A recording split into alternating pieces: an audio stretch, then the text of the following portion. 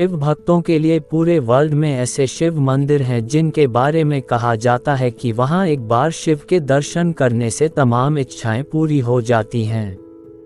शायद इसलिए हर साल इन मंदिरों में करोड़ों लोगों की भीड़ दर्शन के लिए उमड़ती हैं।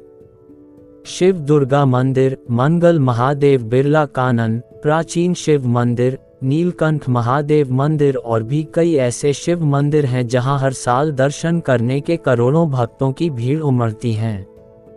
लेकिन हम यहां बात कर रहे हैं शिव के एक ऐसे मंदिर की जहां उनकी बाहों की पूजा की जाती है। दरअसल ऐसा कहा जाता है कि जब भगवान शिव एक बैल के रूप में अंतर्ध्यान हुए तो उनके धड़ से ऊपर का भाग काठमांडू में प्रकट हुआ और अब वहां पशुपतिनाथ का मंदिर है। शिव की भुजाएं तुंगनाथ में, मुख रुद्रनाथ में, नाभि मदमदेर में और जटा कल्पेर में प्रकट हुई, इसलिए इन चारों स्थानों सहित केदारनाथ को पंच केदार कहा जाता है। यहाँ शिव के भव्य मंदिर बने हुए हैं। तो चलिए चलते हैं शिव के उस मंदिर के बारे में जानने के लिए जहां उनकी भुजाओं की पूजा की जाती है। मतलब कि तुंगनाथ मंदिर। केदारनाथ कमेटी के सदस्य जनक राज बंसल आपको बताएंगे कि आखिरकार क्यों तुंगनाथ वर्ल्ड फेमस है और क्या है उसके पीछे की कहानी। तुंगनाथ जहां होती है शिव के हृदय और बाहों की पूजा।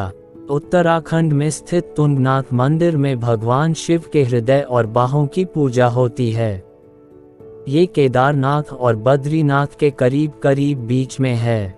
हिमालय के दामन में स्थित तुंगनाथ मंदिर भक्तों के लिए आकर्षण का केंद्र है। इस जगह की खासियत यह है कि यहाँ आकर हर एक इंसान तनाव को भूल यहाँ की शांति को महसूस करने लगता है। यहाँ के शांत माहौल का लोगों पर इतना प्रभाव पड़ता है कि जीवन के प्रति उनका नजरिया ही बदल जाता है। तुंगनाथ मंदिर, यहाँ की सुंदरता आप कभी भूल नहीं पाएंगे।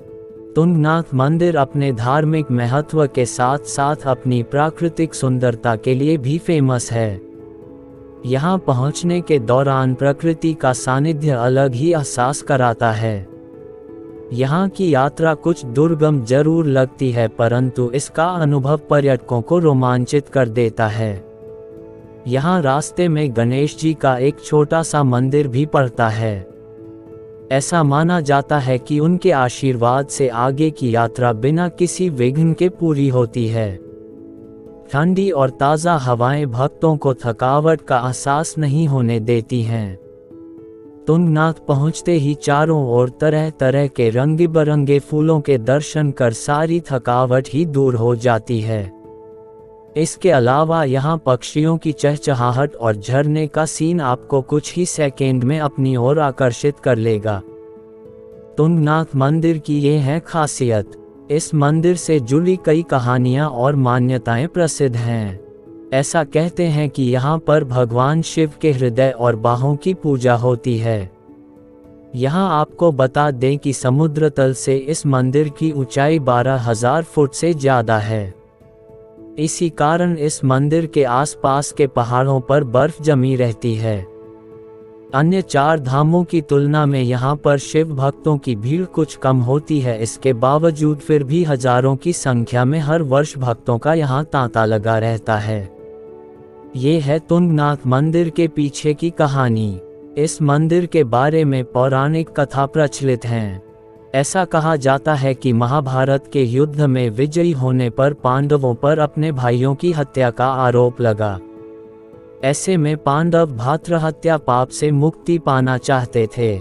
इसके लिए भगवान शंकर का आशीर्वाद पाना आवश्यक था, लेकिन भगवान शिव पांडवों से मिलना नहीं चाहते थे। पांडव उनके दर्शन के लिए काशी गए पर वहां भी वे नहीं मिले। तब वे उन्हें खोजते हुए हिमालय तक जा पहुँचे, लेकिन फिर भी भगवान के दर्शन उन्हें नहीं हुए। भगवान शिव केदारनाथ जा बसे, लेकिन पांडव अपने इरादे के पक्के थे। वे उनका पीछा करते हुए केदारनाथ पहुंच गए। भगवान शिव ने तब तक बैल का रूप धारण कर लिया था, लेकिन पांडवों को संदेह हो गया था। ऐसे में भीम ने अपना विशाल रूप धारण कर 2 पहाड़ों पर अपने पैर फैला दिए। अन्य सब गाय बैल तो निकल गए, परंतु शंकर रूपी बैल भीम के पैर के नीचे से कैसे निकलते। भीम ने जैसे ही उस बैल को पकड़ना चाहा, वह धीरे धीरे जमीन के अंदर होने लगा। भीम ने बैल के एक हिस्से को पकड़ लिया। पांडवों की भक्ति और दृढ़ संकल्प देख भगवान शंकर प्रसन्न हो गए और उन्होंने पांडवों को दर्शन देकर पाप मुक्त कर दिया। उसी समय से भगवान शंकर के बैल की पीठ की आकृति पिंड रूप में केदारनाथ में पूजी जाती है। ऐसा माना जाता है कि जब भगवान बैल के रूप में अंतर्ध्यान हुए तो उनके धड़ से ऊपर का भाग काठमांडू में प्रकट हुआ। अब वहां पशुपतिनाथ का मंदिर है। शिव की भुजाएं तुंगनाथ में, मुख रुद्रनाथ में, नाभि मदमदेर में और जटा कल्पेर में प्रकट हुई, इसलिए इन चारों स्थानों सहित केदारनाथ को पंच केदार कहा जाता है। यहाँ शिव के भव्य मंदिर बने हुए हैं। ऊखी मठ चोपता मार्ग पर मुख्य मठ स्थित है। मुख्य मठ तक सड़क मार्ग से पहुंचा जाता है। फिर आगे लगभग 3.5 किलोमीटर की यात्रा पैदल की जाती है। हिमालय में प्रकृति और पर्वतीय सौंदर्य का आकर्षक यहाँ आकर पूरा हो जाता है। घने जंगल से गुजरता हुआ मंदिर तक का मार्ग भक्तों के मन में सदा के लिए अपनी छाप छोड़ जाता है। जो साधक एकांत में साधना करने की इच्छा रखते हैं, उनके लिए ये स्थान पूरी तरह उपयुक्त है। जनवरी से फरवरी तक तुंगनाथ मंदिर पूरे तरीके से बर्फ से ढका रहता है। दोस्तों, कहानी अच्छी लगी हो तो वीडियो को लाइक करें और नई नई कहानी सुनने के लिए हमारी चैनल को सब्सक्राइब करें।